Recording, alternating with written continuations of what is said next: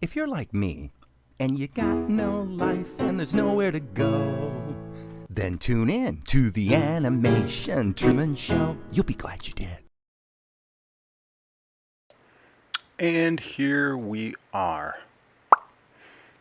And you will be so glad you tuned in tonight to the Animation Truman Show, which, as you can tell from the title, is all about dialing in the score for episode 7. So let's kill that and then get to it. Now, for the most part, this is probably going to be an exercise in just riding the volumes. I do have my MIDI controller at the ready in case something jumps out at me so starkly that I feel compelled to, and by the way, hello Ross, and hello Smug and Levin. So yeah, I don't expect I'll be actually scoring much, as much as just kind of doing the mix here. And it's probably pretty close to where it needs to be, but I figured we'd just kind of dive in and see what we have. So I think step 1 will be to, let's just kind of sit through it one time without the voices, just kind of listen to see if there's anything in the music itself that's really jumping out. Now the first section is pretty much Mickey Mousing.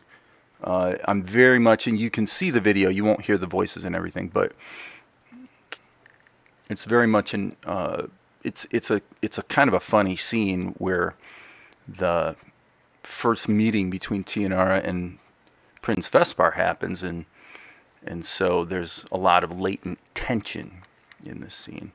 So anyway, what I'm going to do, and then the once you get to the middle, there's some sort of action-y stuff like this. Sorry, that's not it. Where is it? It must be there. So there's some fun action type music in there, and then when we get to the end section, it's more of a exercise in sort of legato energy to just underscore the wedding situation and the unexpected arrival of rain. So let's just give it a play. We'll sit through that and then we'll kind of wake up from there and see where we're going. And by the way, how's it going? It's going good.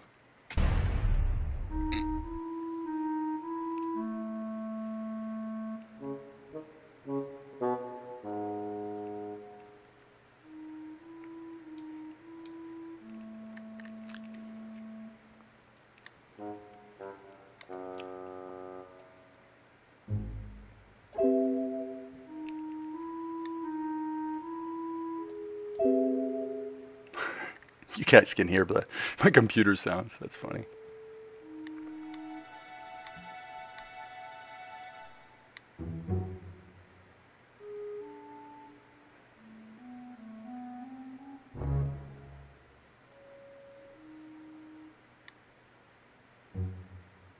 You know, in isolation, a lot of these bits don't really,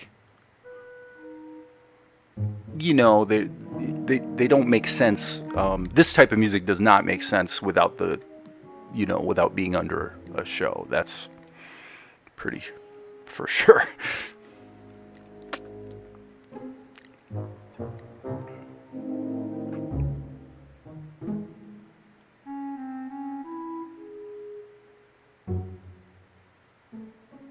You know, it's always a challenge to not keep reusing the same ideas over and over and over, but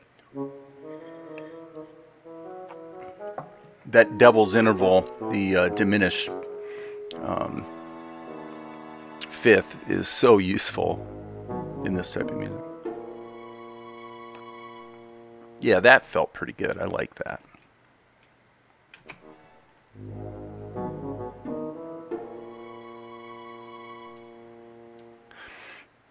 So if anybody has questions about music or scoring or composition or any of that kind of stuff, feel free to ask them and I'll answer as best I can. Oh, I love that. You know, and I have a pretty I'm not a properly trained. Good question, Ross. On the last episode, I did. On the last episode, I just scored it on the fly until I kind of just got stuck in one spot. And I remember I just pulled in some stuff from another episode, and I wound up having to cut it into pieces. But basically, probably half of the last episode is actually reused. Now, generally, it's not like I don't really want to do that, but in this case, this was totally different. Just because I've been doing so much studying, studying really isn't the right word, but I've been doing enough of it and getting confidence in my ability to deal with stuff in music that's, not, it's not simple 3-chord rock and roll,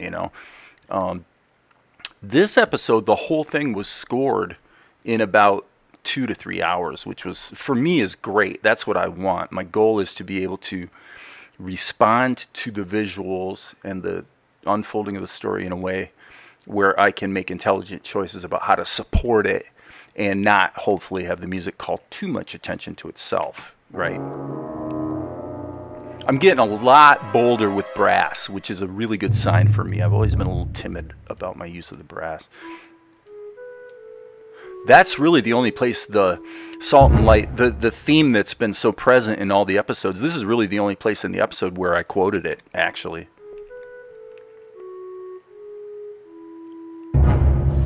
It depends on what you're doing, Ross.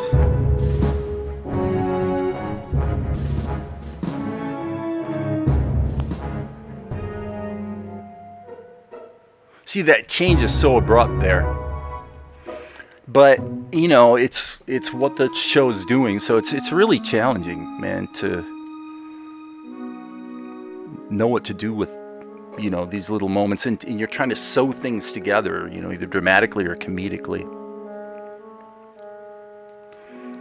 I would call this kind of pensive, latent tension, maybe.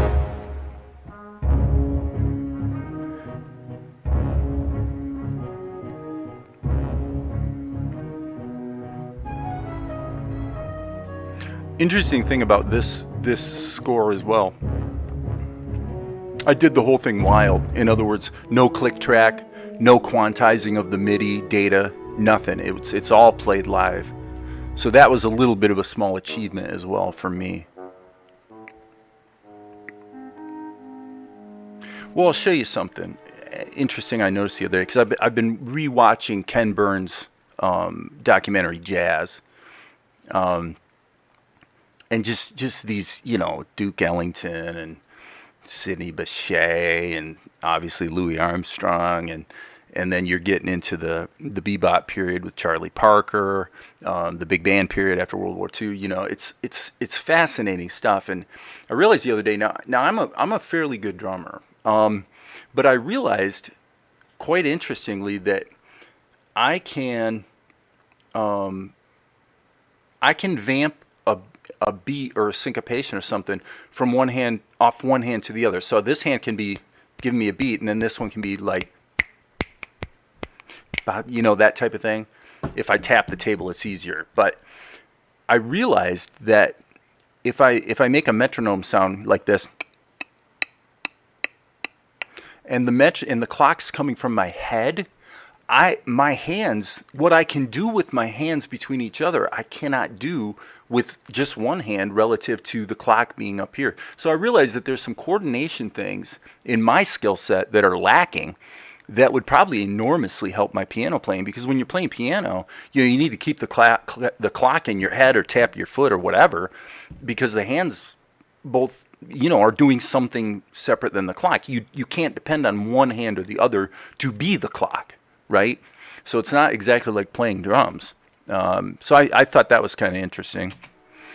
I don't know if that's interesting to you guys, but we'll just keep flowing with it here. As far as reuse goes, Ross, this is what I will say.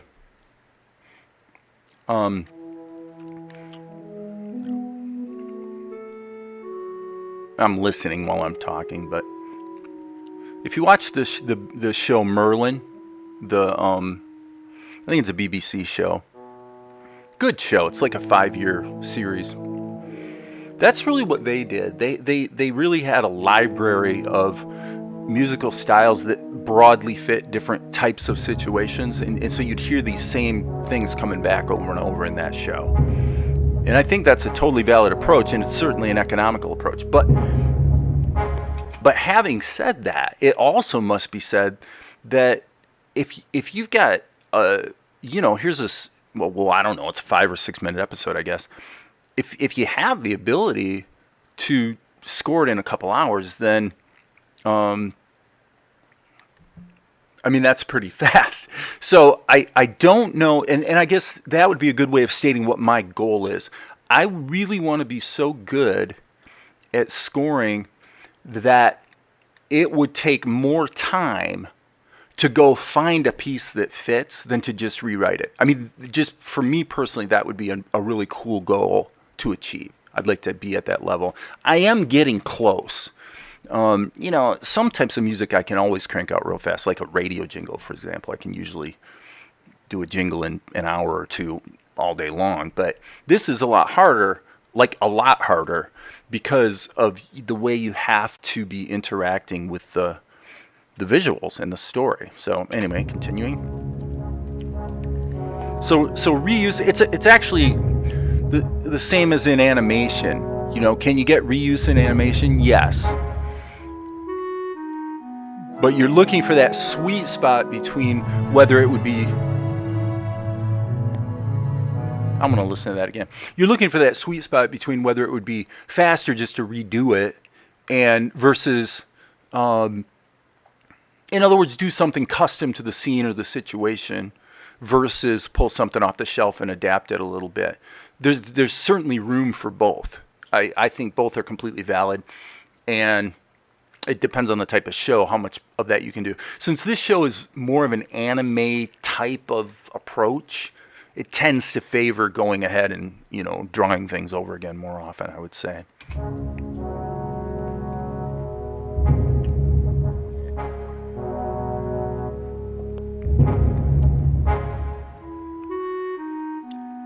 I'm just listening for anything that flags me as being...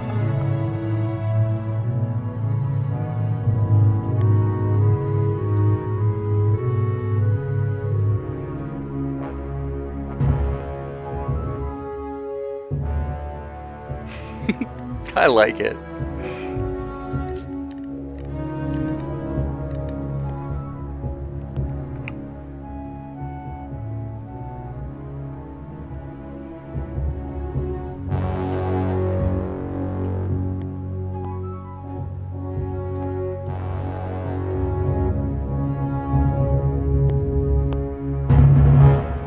Yeah, and this bit at the end was additionally challenging because, to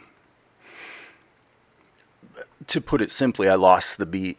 There was a place in here where I realized that the timing was getting, because I'm playing the whole thing live, I'm just feeling it, and I actually wound up chopping a few seconds because this ending actually extended a few seconds beyond into the credits here. And it turned out I was able to chop it in and it actually fit in time perfectly and blah, blah, blah. So it worked out.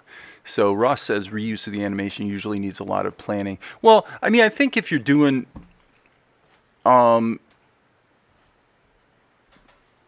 you're doing Family Guy, so you're basically dealing with 3/4 shots most of the time, then you have costuming changes, obviously.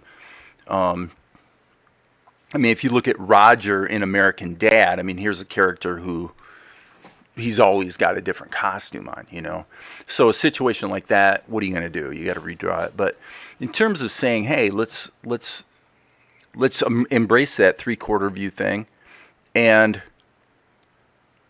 let the dialogue drive it. You can get a lot of reuse. I think you can. And I was kind of surprised actually because yesterday, you would think I would have done this a long time ago, but I haven't actually gone and lurked on like Nickelodeon and Cartoon Network's channels just to see like what are they doing, what's out there. And I was actually quite surprised to find that as I looked at shows like, I think Ben 10 was one of them. The Regular Show was another one. I think those are both Cartoon Network shows. But it really surprised me. I was expecting to see stuff that was clearly vector art driven and a lot of reuse and a real 3/4 view kind of approach. I just figured that's what I would find. And it was not the case. I mean, obviously there's a lot of 3/4 views, but I was surprised how when I looked at those shows and I'm going, okay, if I did that, how would I do it? And it was very surprising to me that the nature of the workload that what I'm seeing in front of me would demand really looked very similar to what I'm doing. In fact, the weakness in my show that really jumped out at me was just stupid stuff like two biggies. The two big things that jumped out at me about Salt and Light that are not good enough. They're not good enough for me. They would probably be good enough for the distributor, but I want to have higher standards than they do, right? The animation's choppy here and there and this sort of thing, but when I look at these other shows on Cartoon Network or Nickelodeon, they are too.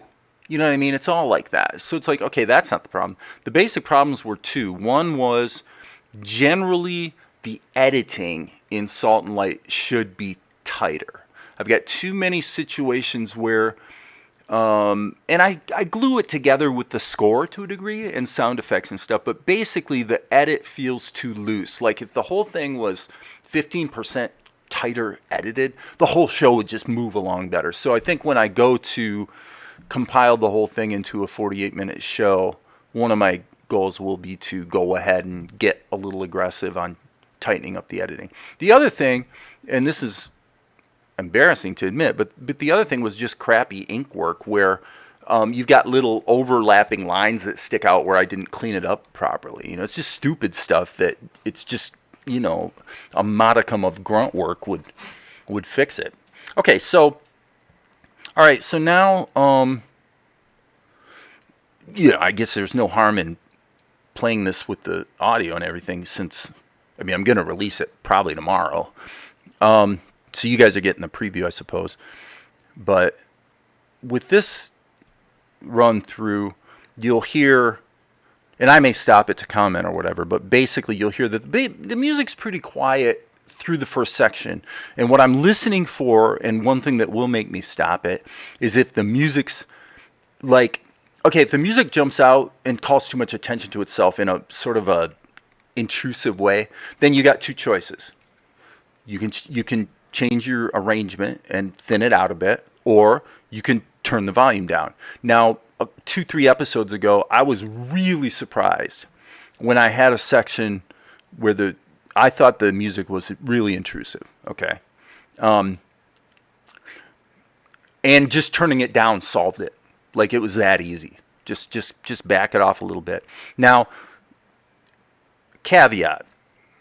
Salt and Light is more aggressively scored than a lot of other shows, right? Hey, Amar, because I'm a music guy, right? And when I've joked to people that I started making movies so that I'd have an excuse to score movies, I'm really only half joking, right? And frankly, my taste, in composed music for television or whatever is probably a little archaic. It's not necessarily today's sound. Now, if you listen to my score from Out of Time, you're going to hear music that's very modern. So let me see if I can find an example of that.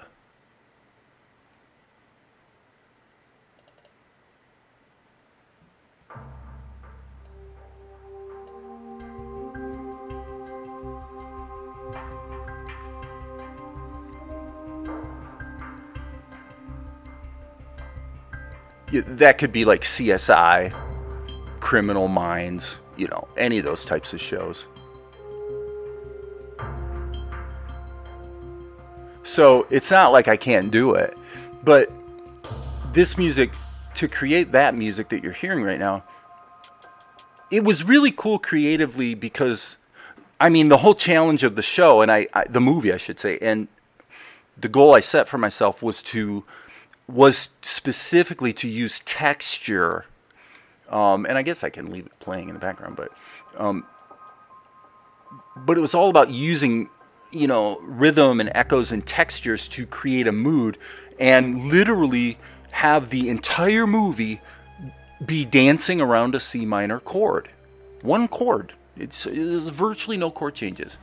And if you listen to the music that Harry Gregson Williams did for the Denzel Washington, Tony Scott movies like Unstoppable or Deja Vu, you're going to hear a lot of these kind of sounds. And I know that Harry uses a similar, well, actually the same, one of the sample libraries that I used on this score,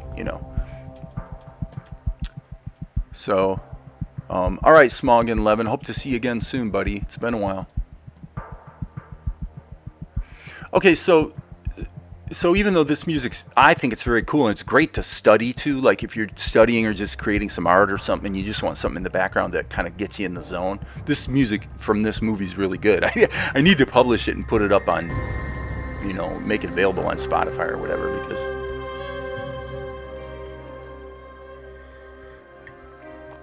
it's really easy on the ears, but it doesn't, in terms of me, I think about the music that baffles me. When I listen to the work John Williams did, especially in the Indiana Jones movies, where there's so much dissonance. I mean, it's just like way worse than Stravinsky kind of thing. And it's been my obsession for a long time. It's like, what is he doing? What is that? What am I hearing? What was going through this guy's mind that would cause him to compose that? And do I know, like, my instrumentation and, chords, progressions, dissonance, timbre, do I know those things well enough that I can just have an idea in my head and make it come out? Can I do it? And for me, that's always the challenge. So with Salt and Light, my goal was to have music that generally is sparse-ish in terms of the thickness of the arrangement. In this very episode, I violate that quite a bit, actually. But this is really just a clarinet and a bassoon talking to each other, Hello. Highness? I'm looking forward to... You see how the music's interacting with the action?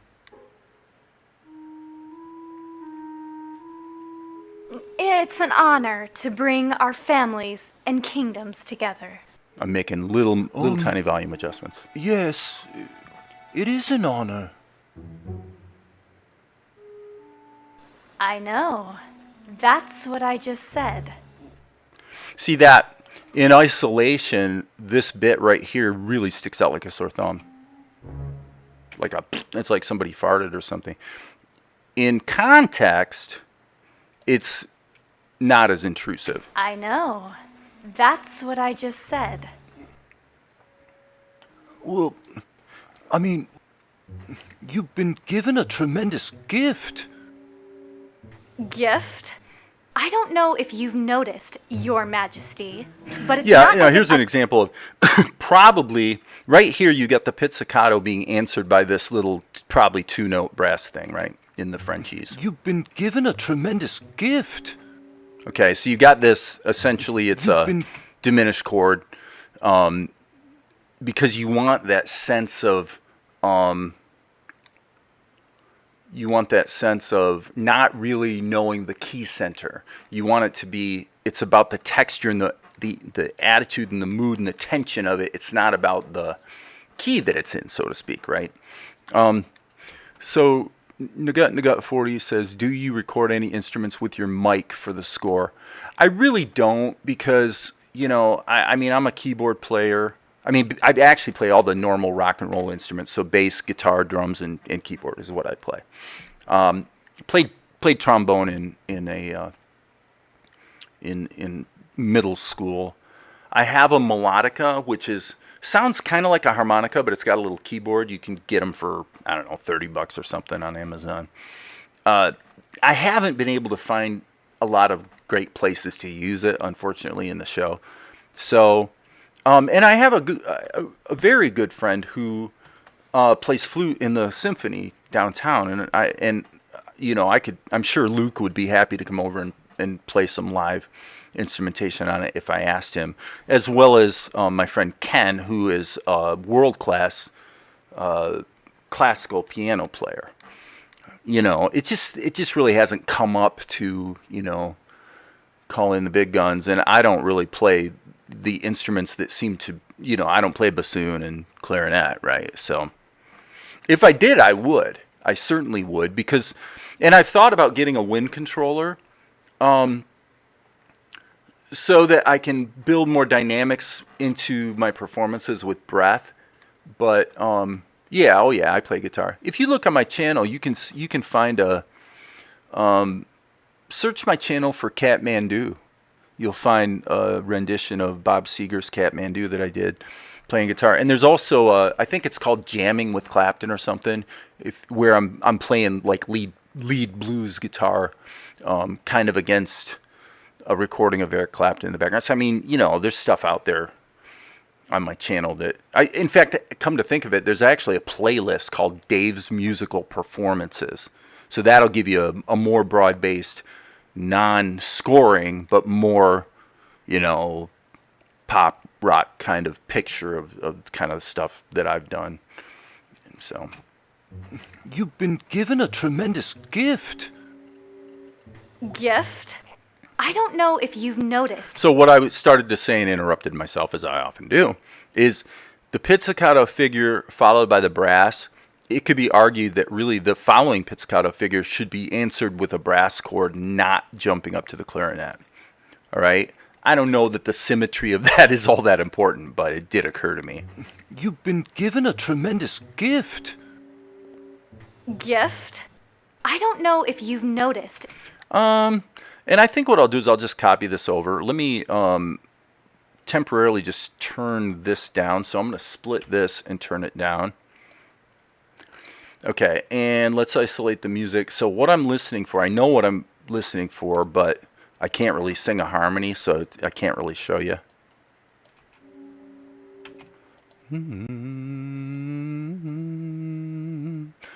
It could be or it could be it could be either one. So in the MIDI editor,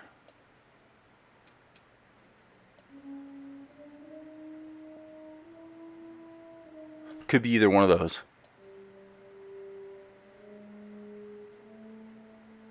We'll try it. I don't know. I mean, shooting in the dark here in terms of what the chord would want to be.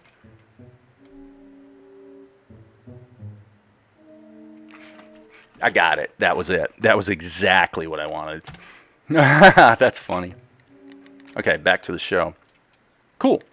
A tremendous gift. Gift?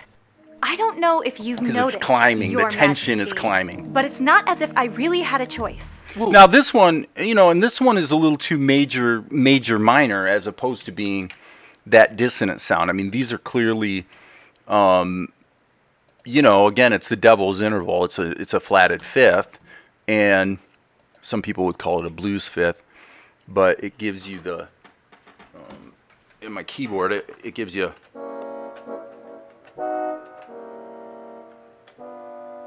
that sound is really useful in scoring if you're going for this somewhat dated Mickey Mousing kind of effect. This gift. Now, when you talk about Mickey Mousing, if you talk about, Scott, what was Scott's last name? Who scored the Tom and Jerry's? Darn it, his name escapes me. Or obviously Carl Stalling. What those guys tended to do, even though they were Mickey Mousing, they were usually Mickey Mousing with orchestration within the framework of oftentimes known folk songs or whatever. So there's usually a pretty steady tempo behind it. This gift. Anyway. Gift? I don't know if you've noticed, Your Majesty, but it's not as if I really had a choice. Okay, so yeah, what I'm feeling here is, I don't know. But it's not as if... Right there. This doesn't... and obviously we got a rogue note there. Okay, so where's the high stuff coming from? That's on the clarinet.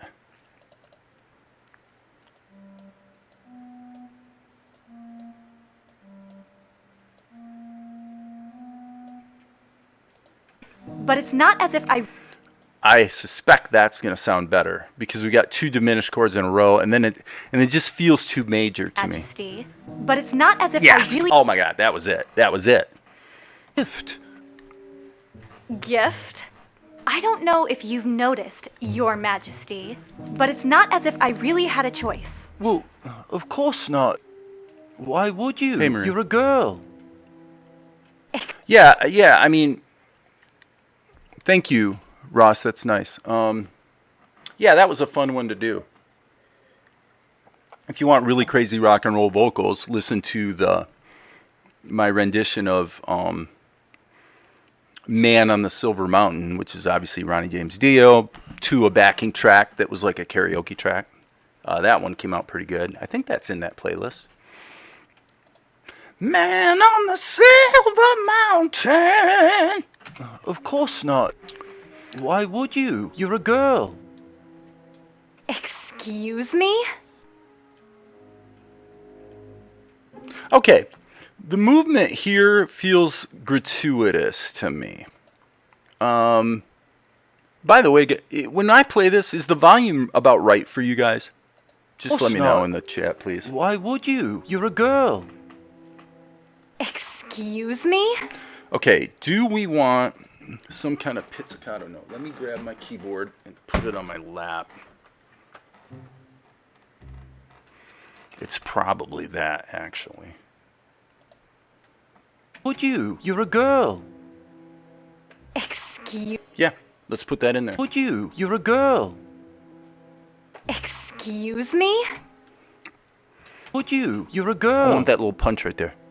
Excuse me? Okay, this is bugging me, though. This clarinet figure, listen to that.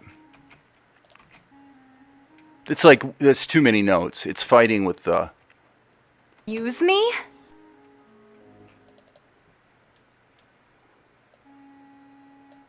And frankly, that first note is probably the correct one. So if we smack that there and then turn the volume down. Good volume. Okay, good. Thank you. Thank you. Okay, so let's try that. Excuse me? So much better.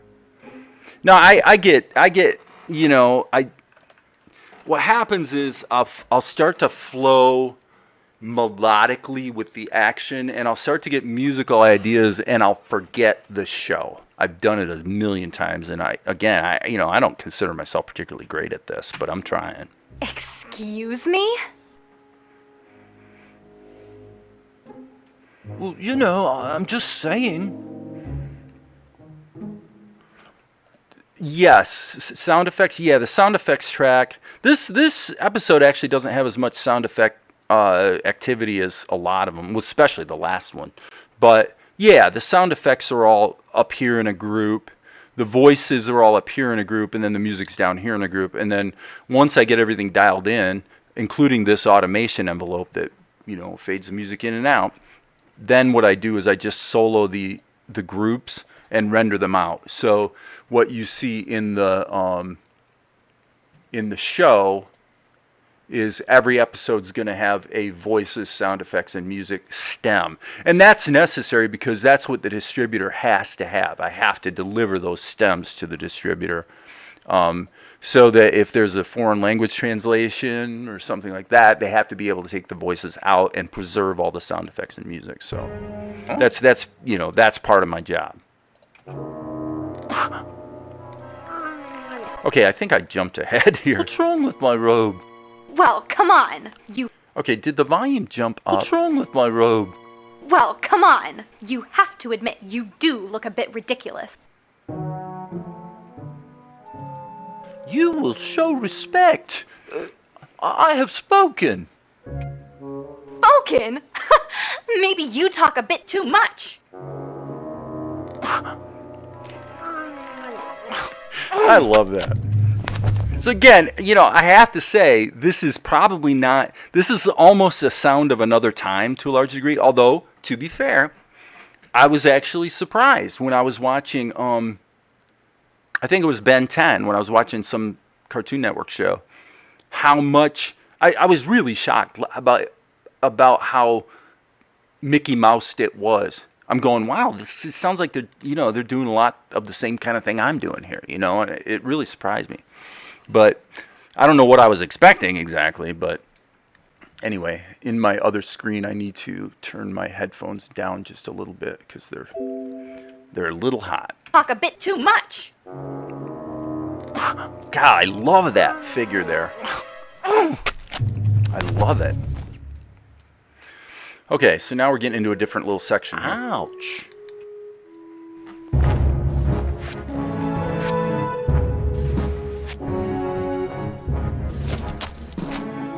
Well, this you'll find interesting probably how this started out as arco or marcato or spiccato, whatever you want to call it, strings, just giving us a so what do you do with that, right? The timpani is actually a timpani roll. The brass, there really actually, surprisingly for something like this, is not that much brass going on. But it is interesting to me, getting that rhythmic vamp going, it really was screaming for the French horns on the top. So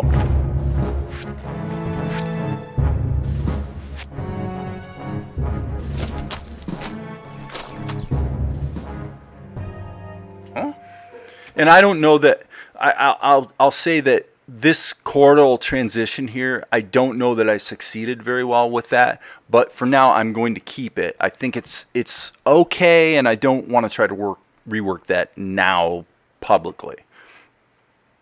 So anyway, but you put the French horn over top of it, that crying, I love that.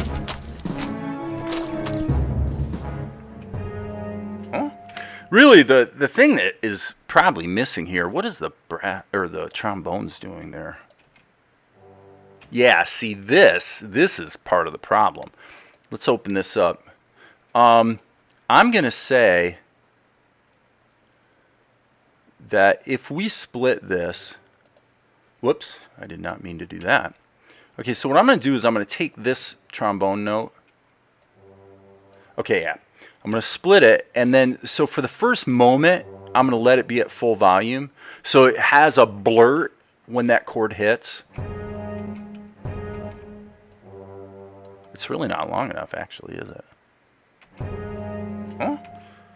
That helps. It doesn't completely fix it, but it definitely helps. Huh? Yeah, it was challenging because I'm going from this. You're locked into a rhythm. What do you do? And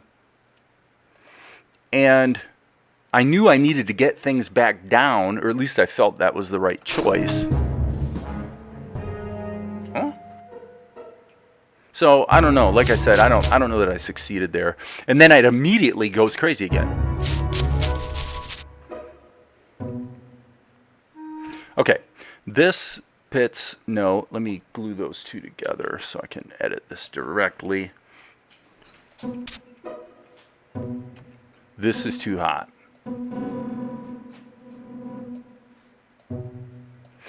Frankly, I think I'm going to go ahead and copy that one an octave down. What is that? That is a B. And then calm this one down as well. Now that might be too thick. Let's see. Nope, I like that. That's good. Okay, we'll keep that. Back to work.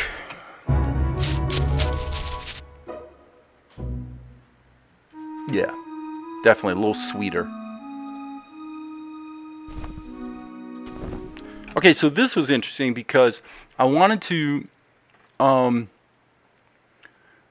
challenge myself to do something with the brass. I've always had a timidity with brass because they do tend to stick out a lot when you use them. But if you use them well, the sticking out isn't a bad thing, right? And so I wanted to do something here with Tianara using the brass. And I think that's essentially two major chords. It'd be like going from an A to a B. I don't know what the chords are, actually. It probably is A and B, actually, since the show is generally in the key of C sharp minor or E major, okay? For no particular reason. That's just what I picked. It sounds like it's going from B to C sharp minor, actually, but I could be wrong. I don't have perfect pitch, so. How much are you sticking with the tempo and how much is following the action? I think what you see pretty much speaks for itself. When it's actually a better question than you probably realize, because I was thinking about this yesterday, how with music, okay, so this is going to be one of the more useful things that I might say in terms of for people that maybe want to score or think about music or understand it, understand music. This is important to me. It's always been important to me to understand the tools I'm working with so that I can then use them creatively. I don't want to be flying blind. I don't want to just get lucky, right? When you think of music, number one, while the tempo throughout the piece does change, there is always a tempo. And that's an interesting thing to note, because when there is a tempo, here's a tempo.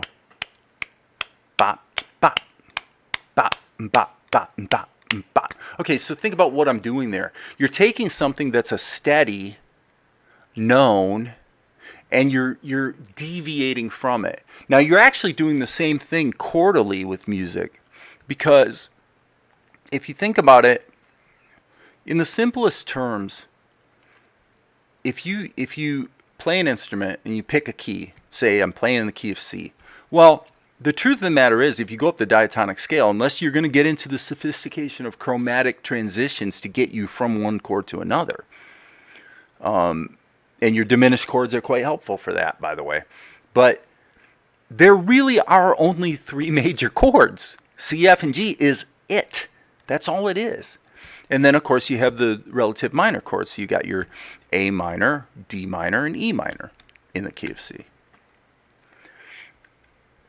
But at the same time, an A minor is nothing more than a C with an A added. It's a C sixth. So what makes it an A minor and not a C added sixth? Well, what makes it the A minor is the bass. So that's an important thing to remember. The bass note is what tells you what the home base of the music is. Okay? And all music, pop music, doesn't matter what it is, you can really think of it as, it's like animation, because it's like the difference between a still drawing and an animation. What's the difference? Well, this is a still drawing that you can see on the screen of Tianara, but that's just a snapshot. That's a moment in time, and the thing that gives you an emotional response or means something to you is not that the snapshot doesn't do that to a degree, because it does. It can be a beautiful thing, a beautiful painting, or even a frame from an animation. But what engages people emotionally is the movement. It's the movement from something to something. So when you think about music, you think about you've got a home base, which in this case is an E chord. It really is. The home base is the E. So I think of music increasingly, the more sophisticated my understanding of music is, the more I hear it in all music, that all music is nothing more than a deviation away from something that causes you to become tense about it, and then a return back to that something to relieve the tension. That's literally all it is. So if I pull out my keyboard here, what? I'm on the piccolo. Let's do something a little prettier like the Frenchies. So here's an A chord. So if you think about And I know this isn't exactly the question you asked. Actually, let me change that because it's a 2-octave keyboard. It's just like a small MIDI controller. So I want to have as much room to work as possible. So I'm going to say key of C. Okay, so in the key of C, basically you have, right, 1, 4, 1, 5, 1. Okay? If you think about musically, if all you had was the 1, now let's say I'm going to deviate from that. Let me raise it up an octave. Now that feels very peaceful and stable. Why? Because the 2 notes are the 1 and the 3. They're the notes of the actual main chord that we're playing. Now what if I go like this? That bothers us. That really bothers us. We want to feel it resolve. That's what we want to hear. Now it's on the 5. That's a cadence, right? And then again, it wants to resolve back to the 1. And that's what all music is. Now, the thing you got to remember is that it's the low notes carry the weight, right? And the high notes give you texture and interest and ambiguity and variety and color, right? So in other words, when you do this, okay, I just moved the bass of the note from a C down to a B.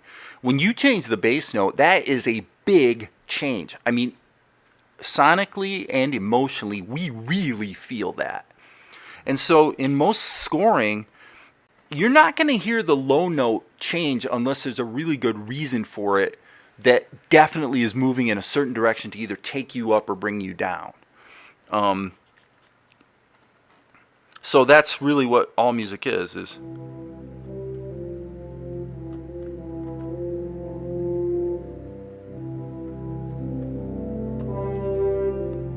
Tension on the 4. But I went ahead and changed the bass note, so now I'm resting on the 4 and flattening its third so it goes minor. And this note flows naturally 1/2 step to the G, which of course is the 5 of the C chord, so it brings us right back to stability. And then anyway, another thing I think about a lot lately is the circular nature of music. I've been forcing myself, when I play piano, I've been forcing myself to keep my left hand in the same place when I play chords in order to train myself to just find the different voicings, but I'm keeping the timbral expression or the feeling of what I'm playing the same. Okay, now obviously that's an exercise, but the idea is to provide yourself with something that's, you know, you got this musical space, right? So what I'm saying is, at that point, what I want my left hand to do is just occupy this space right here. I don't want it to occupy this space down here. Why? Because that's where the low bass notes are going to come in when it's important for them to do so, for a reason, to give it some push or some drama or whatever. And then up here, you know, here's your flutes doing your little trills or whatever, you know. So I definitely think of it spatially. Animation is exactly the same. It's and to get back to Nagut 40's question, yes, you always want to be thinking about the rhythm, because when you're gigging in a band, if you play a wrong chord, know that people will forgive that. Always. Why? Well, because if the chord is supposed to be C and I play an F, then what you actually hear is just a suspended F or a suspended C chord, because an F over a C is in fact a suspended C chord. That's what it is, right? And so harmonically, we have a ton of latitude to do all kinds of things and make all kinds of mistakes, and no one will even notice. But when you're out of time, rhythmically, everybody notices. When the bass player plays the note a little too late, or God forbid your drummer can't keep good time, it's the most important thing that's going to make anybody go, wow, that band sucks, is rhythm. So the most important thing for any musician to do is just practice having a steady clock. I don't say that I'm great at it. In fact, I've actually been improving quite a lot lately, and it has always been my weakness as a player, is not having exquisite, timing. If you told me to play some 70s style, funk, I could do it, but I'm going to struggle. I'm going to have to really concentrate. So anyway, point of the story is that yes, there's definitely, I did not use a metronome, and I did not, if I turned on the metronome here, it would not match the music. Hello. The other episodes of Salt and Light I did, for the most part, with only a couple exceptions, I have been working to a metronome. On this episode, one of my goals was to have a clock in my head, or do it, with my mouth or whatever, so that I'm learning to because think about it. Think about what Beethoven had to do. Think about John Williams or Arthur Fiedler with the Boston Pops. He didn't have a metronome in his head. So there's nothing wrong with a click track, and there's nothing wrong with using digital tools to correct your timing if your timing sucks. But I will tell you this. It's like the fill tool in animation software. The weakness of all musical software that I've ever used has to do with when you start putting in time changes, where it changes the metronome midway through the piece. It's one of those things that's on the corners that the developers never quite get right, and the bugginesses in the program start to come out. That's one of the areas with music software where that tends to happen, and it does happen with Reaper. So I'm thinking, that's not what I want to do. I want to be good at, keeping a clock, and then if it's going to speed up, I'm going to speed it up. But I want to have the skill to be able to just do it without necessarily needing some machine to keep the clock for me. Having said that, yes, there's always a very definite beat. So now, if you observe this score, Ross, and you go, well, geez, Dave, one of the things I notice is your timing doesn't sound like it's that great in this or that spot.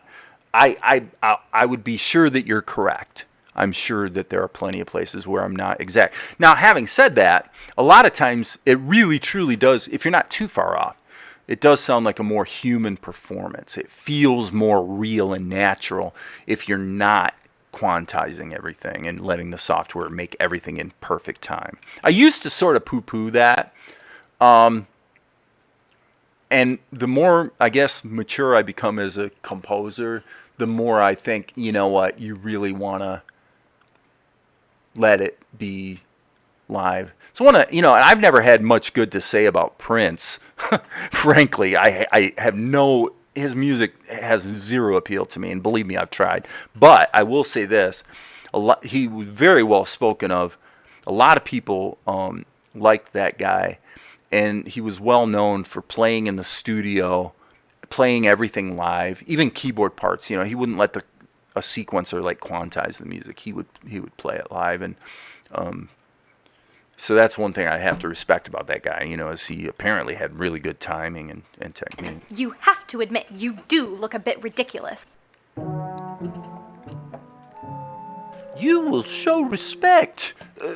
I have spoken. Spoken? Maybe you talk a bit too much. Yeah, I love that. Every time I hear it, I go, man, I love it. It's just a chromatic climb down. Let me see. Let me think about where I might have started with that. Bum, bum, bum. Just let's listen to those two together. The tension of that is wonderful. The key thing about tension is you have to resolve it. If you don't resolve it, you just have cacophony, you just got a mess on your hands. But if you resolve it so that the deviations away from what is tonally harmonious are completely acceptable if you don't stay there too long and you come back to your home base and bring things back to harmony. Hey, Blifton. So now you put those three together, it's just, this is the kind of crap I hear all over the place in things like the Indiana Jones scores. You know, I mean, Williams is just a master of dissonance. I mean, he just absolutely as good as it gets, you know.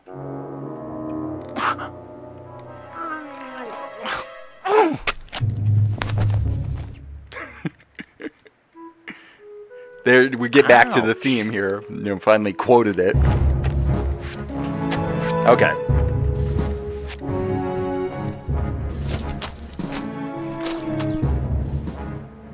So this was challenging because I had to do it, I mean, on the keyboard, and I think what I did was I actually grabbed the cellos and this Proteus 2, it's like Arco strings, and I basically played this live, the two of them together. So I grabbed both instruments at the same time. You can record as many tracks at the same time as you want, right?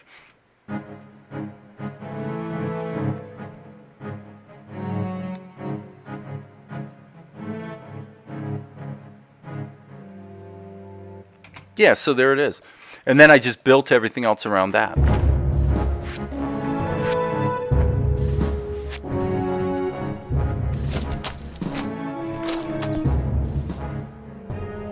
Huh?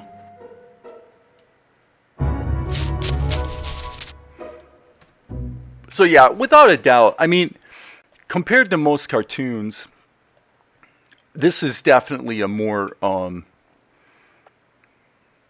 you know, the idea of a custom score really dialed into the visuals. You know, not saying I do a great job of it, okay? But for sure, this is probably one thing that makes my show different, is that it's very scored. Because I care about that, you know. Not, again, when I say I care about it, not because, again, I think I'm doing the greatest job in the world, but I care about it because that's one of the things I'm challenging myself with as a you know, as a creator. You know, I have 3 goals, and one has to do with writing, one has to do with animating, and the other has to do with composing. You know, those are the 3 things I'm just like, I want to master this stuff so that I can create stories and do it in a reasonable time frame, you know, so it doesn't take forever. And then, you know, things like the voice acting and stuff, those are pretty much, they're important, very important actually, but, you know, I pretty much feel like I've got it down, so I don't sort of obsess over, you know, whether I'm, you know, doing a good enough job or whatever, right? Okay, those, all right, let's go in here.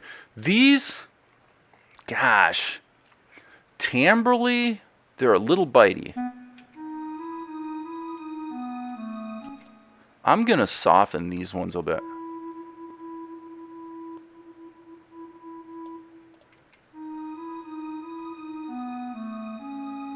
But you can see, getting back to Ross's question, you can see the tempo floating around here a little bit. I don't mind it. I think it's fine. But yeah, it definitely is. So there's a little bit of a slowdown here. There's a little bit of a jumping the gun here. And definitely a sort of a retard that really takes place over the last 4 notes. And that's why having everything being on the clock, if you want to do that, you can't have a metronome and quantize stuff. You can't do it. Well, that's fun. YouTube didn't pay me for the... I'm sorry, dude. I don't know why it didn't. That's strange. So now, getting back to... I wanted to do a brass figure for Tianara. I don't know why, but I just did. A little bit of bassoon in there too.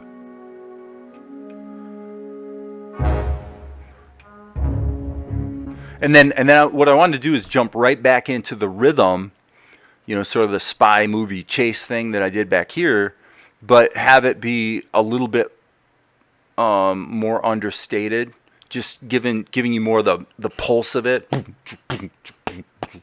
you know, as opposed to the big French horn thing on top. What? So you can see right there, actually, this is a great example of the music in isolation. It's like, why the hell is the big hole in the music there? Well, the reason is because that's why. What? Who are you? Me? I'm nobody. You did not see me. Got it? I'm good with that.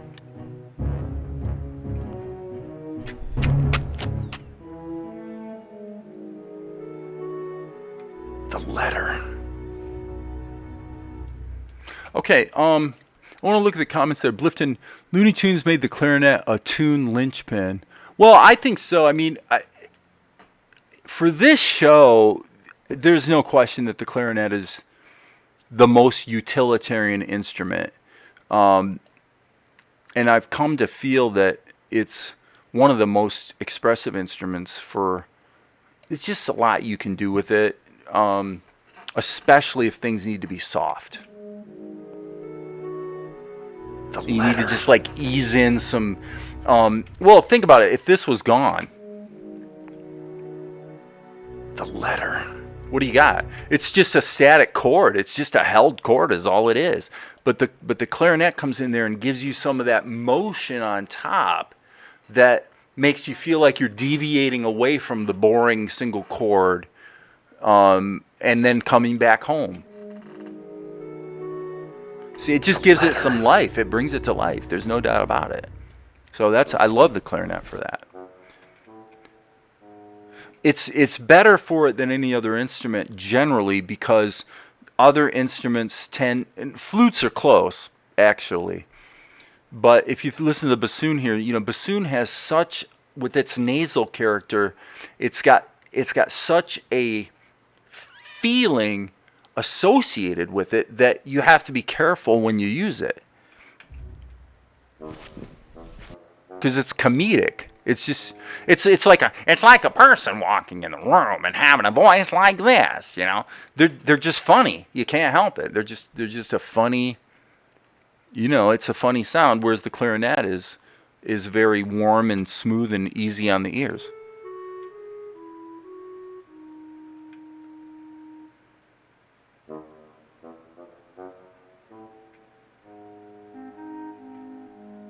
You see how the clarinet just made that bassoon figure? I want to just sustain the bassoon, and so bring the clarinet in and have them work together,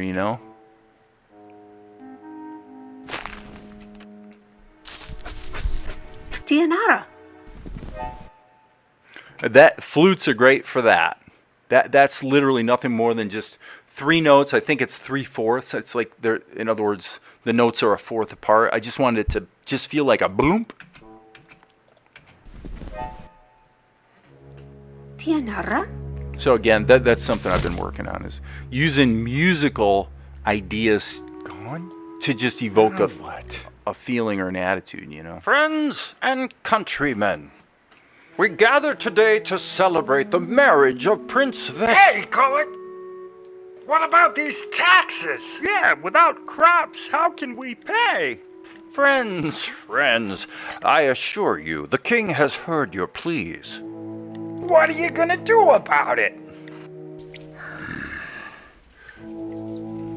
Rain? This is Do the you tempos. see? Do you see? Bop, I have bop, beseeched the bop, skies bop. on your behalf. Bop, bop. What's That's he pretty much talking what about? the tempo. I think it's raining. Like the king, the skies have heard your cries. All of your many prayers have finally been answered. Behold! The rains have come.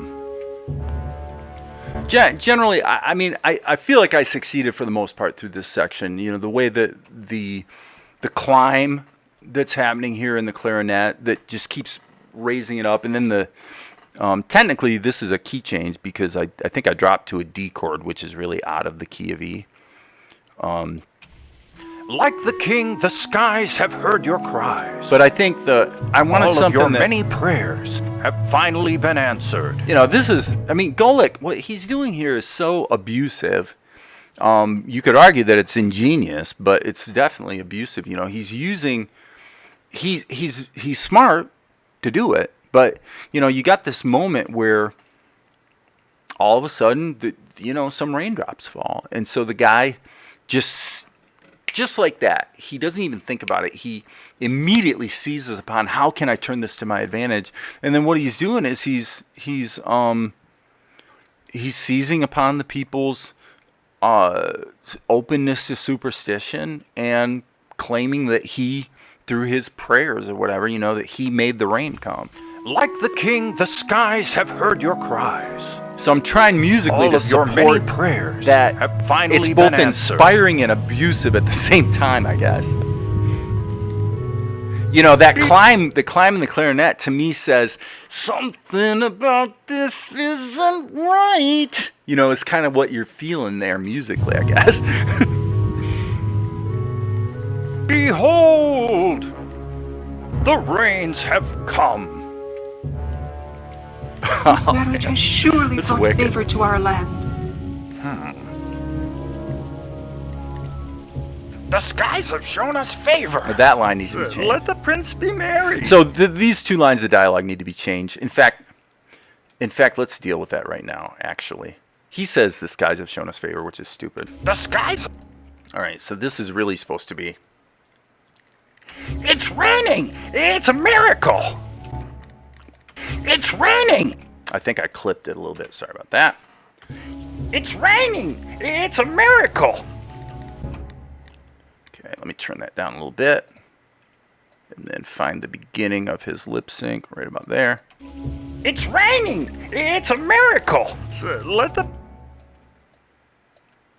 It's raining. It's a miracle. let the prince be married. By the way, in the official video, this guy does have a mouth and his lips do move. It's raining. It's a miracle. But I really, Let the prince I really wanted to have a response from the crowd that, not to be too on the nose, but it really informs the audience that they're perceiving this to be something miraculous and supernatural. Yeah, and Blifton, thank you. Again, a little on the nose, but what you just said with your comment is exactly right. That's exactly who Golek is. And frankly, it's exactly what I'm criticizing in the show. No doubt about it. It's raining. It's a miracle. Let the prince be married.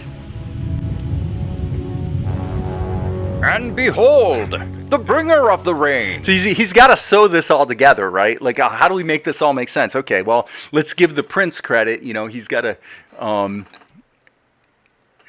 Yeah, Yeah, he kind of sounds like this, you know, or whatever. He's kind of, I don't know, I can't. he's Kermit the Frog or something. I don't know. I may change it. I had to get something in there, so I had something to score against, right? And behold, the bringer of the rains, your prince.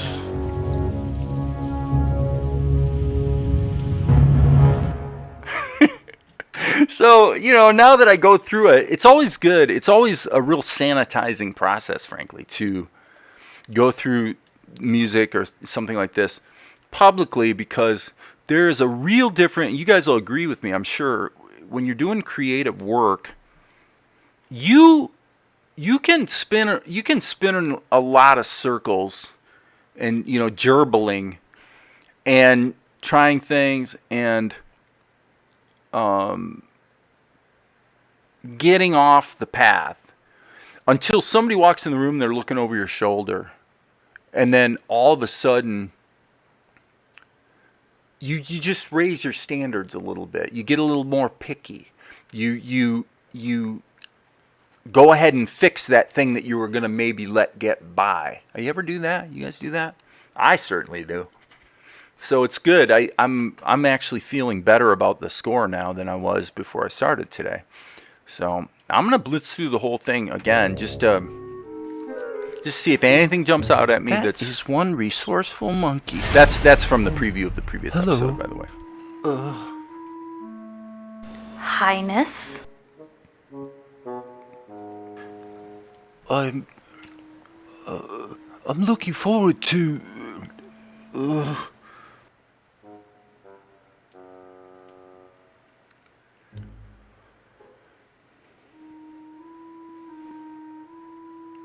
It's an honor to bring our families and kingdoms together. Yes, it is an honor. I mean, I think the tension of the I situation, know. the comedic tension That's of it, what I I just think it said. worked. I think it pretty much worked. Well, I mean, you've been given a tremendous gift. Gift? I don't know if you've noticed, Your Majesty, but it's not as if I really had a choice. Well, of course not. Why would you? You're a girl. Excuse me? Well, you know, I'm just saying.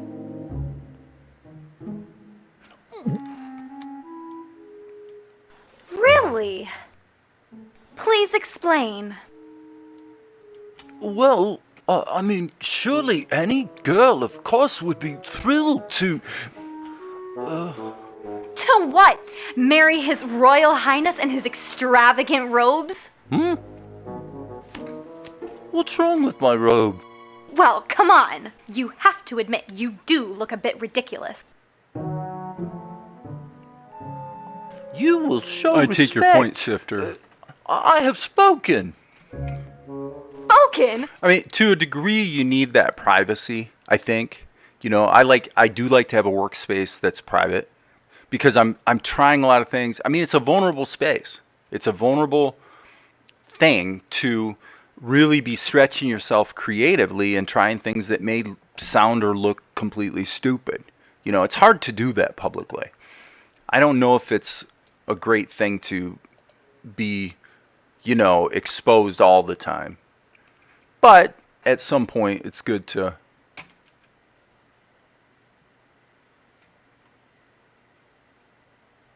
Yeah, Amar's correct. To a degree, you do just get Spoken? used to it too. Maybe you talk a bit too much.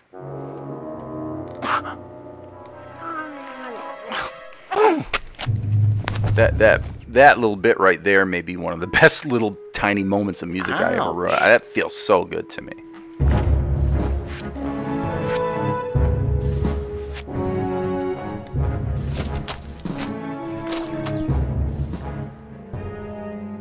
I wonder if we punched the let me see what goes on there.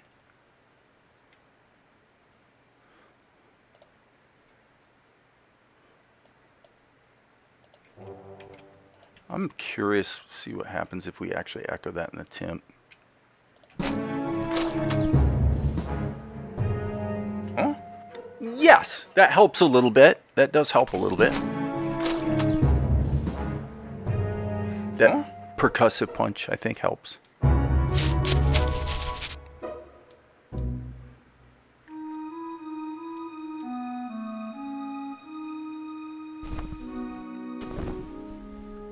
Okay, I would say I'm going to just get rid of that there and let this be a little quieter. I'm not quite happy with that. I feel like it wants to ease in.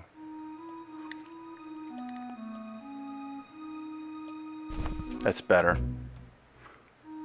I want it to flow in a little bit.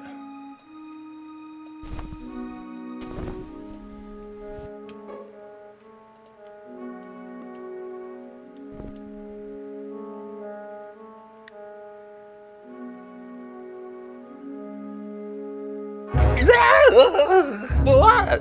Who are you? Me?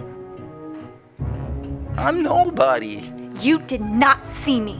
Got it? I'm good with that.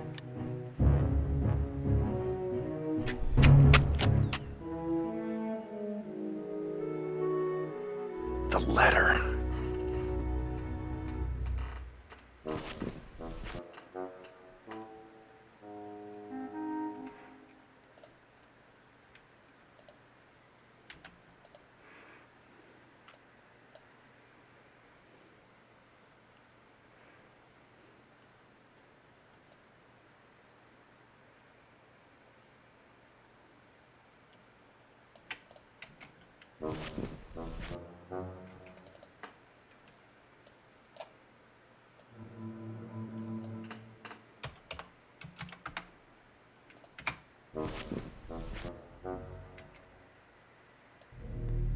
Ooh, that's too low.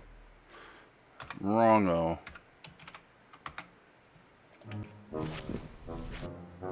Yeah, the pizzicato definitely helps punch the bassoon up a bit. Okay, but let's go back a bit and see how the transition goes. Because maybe this should be tamped down. So I'm gonna put this little curve here, envelope, so that the first 2 or 3 notes of the bassoon are a little softer. In the first one will probably be lost, so that the pizzicato note takes over.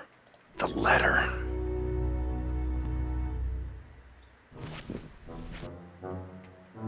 It works, but we need to echo this an octave up. So our first note is a E flat or D sharp, however you want to say it. Okay, and I'm going to assume we probably want these to be a little toned down. That's it. Got it.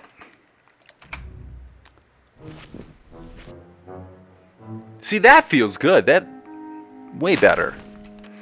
Almost feels like an orchestra. You can feel the human playing. But yeah, Sifter, you're right. You know, to challenge yourself to do some of it publicly is really good for you. It's hard at first, especially, and then what happens is you do it, and very, very quickly you get used to it. And this big gremlin that's kind of scary at first turns out not to have been that big of a deal all along, which is why it's so sad when people can often go years and years inhibited in ways that they didn't need to be. You know, it's not like anybody else cares.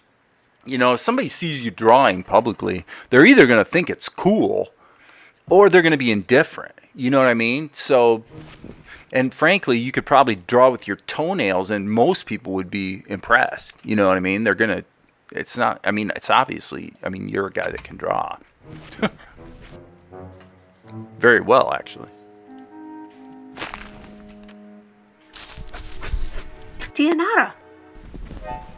Okay, question. Should this actually...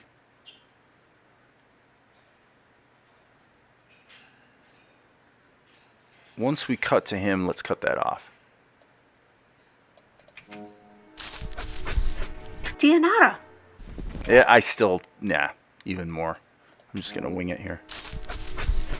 Tianara. Nope. I want to feel some air there. Tianara. Definitely. Tianara. The voice of Maria Tianara. Torres, by the way, for those who don't know, Maria does the voice of Fala. Maria, who's here in the chat, is the voice of Fala. Tianara. There she is again. Gone? Now what?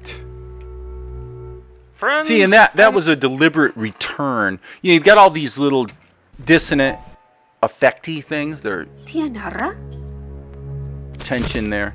So I wanted to return it to its diatonic base here. Gone? Now what? Friends And that would result in an countrymen. E, and that's that. we got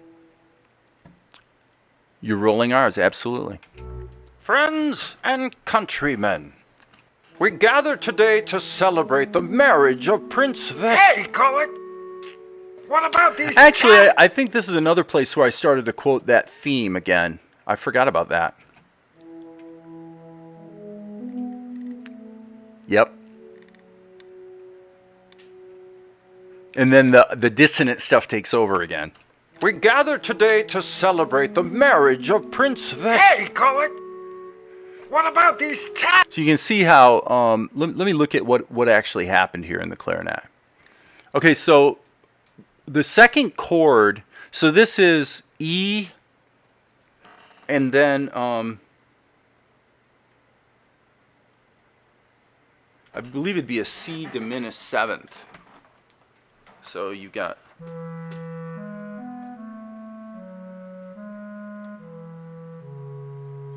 So that's an E chord. That's just E, G sharp, B, which is expressing this chord. So this is what we're hearing musically in the theme of Salt and Light.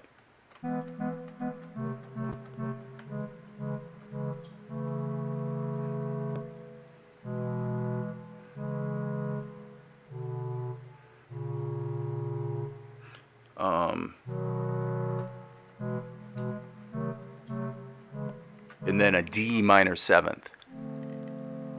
So that's pretty much the whole thing that you hear over and over and over in the show, expressed in different ways. Here, what I did is it looks like I just introduced a bunch of garbage because the step sequencer was open. So here you've got, what do you have here? You have an F sharp. So here's the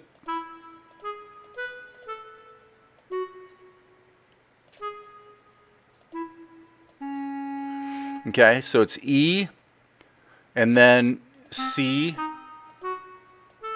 diminished seventh. Actually, it's technically, really musically, it's actually a diminished sixth, but everybody calls it a diminished seventh. I won't get into the reasons why. But so the clarinet is vamping on the diminished seventh. Okay, so that makes sense musically. So what you've got is when it goes from the E to the diminished seventh, the clarinet comes in and gives it that color.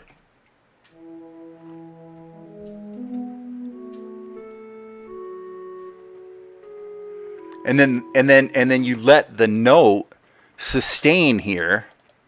You just let that note hang so that all of the rest of that progression happens over top of this one note. Which, of course, that means that every time the clarinet changes notes, you're really expressing a different harmony underneath.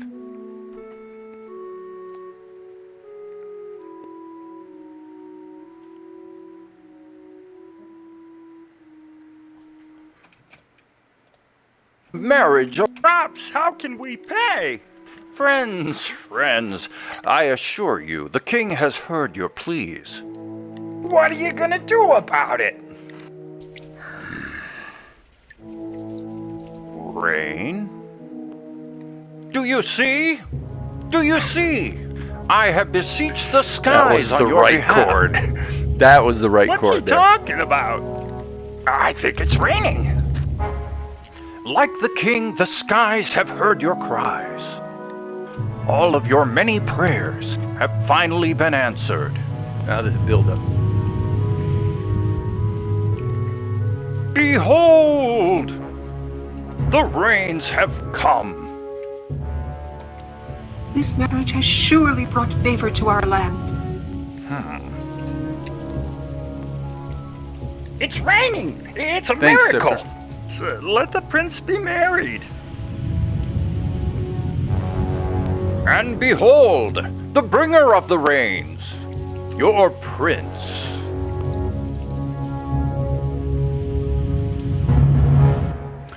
I think that's it. I'm, how long have I been? Wow, 2.5 hours? I've been live for 2.5 hours?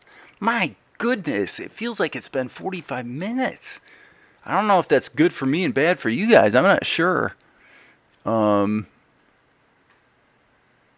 But thank you guys for hanging in here so long. I had no idea it was going so long. But you know what? This would probably be a good place to wrap it up. I feel like this has been a good session because it has resulted in at least a half dozen improvements in the score.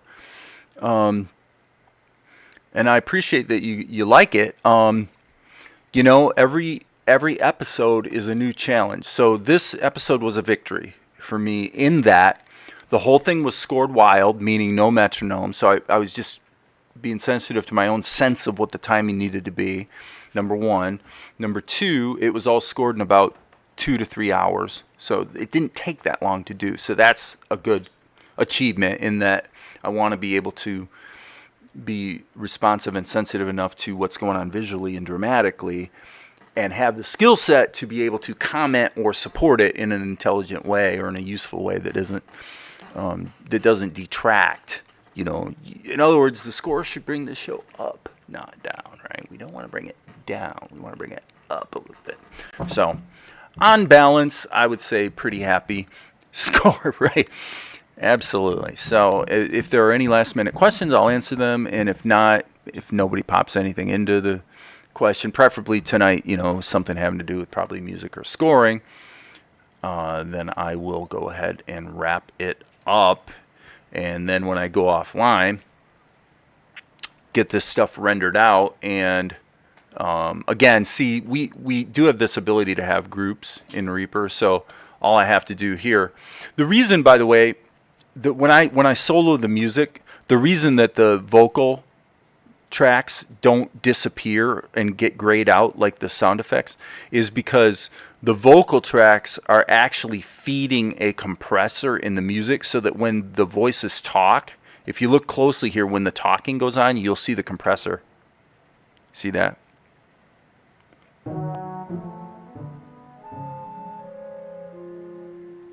So you can't hear the voices right now, but every time one of the characters talks, it hits this compressor, and basically it's just about a 2.5 dB reduction.